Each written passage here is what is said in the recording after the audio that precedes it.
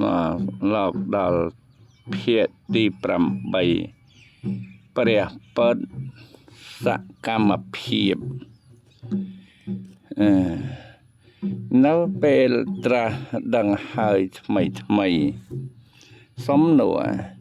កាលព្រះពុទ្ធបរមគ្រូត្រាស់ដឹង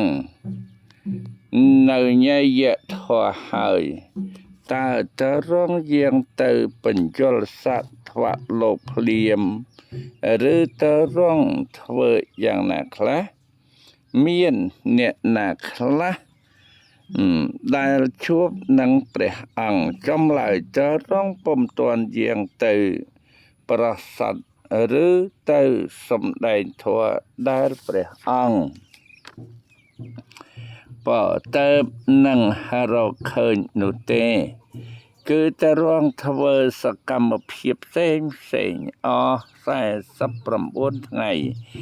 មានរយៈកាលដូចតទៅនេះក្នុងសប្តាហ៍ទី1គឺចាប់ពីថ្ងៃប្រហោះ100ខែពិសាទៅដល់ទៅទល់ថ្ងៃប្រហោះ800ទ្រង់គង់នៅលើរតនបល្ល័ង្កក្រោមដើមពោធិព្រឹក្សពោធិព្រឹក្សជាទីដែលទៅរងបានតារានោះដដែល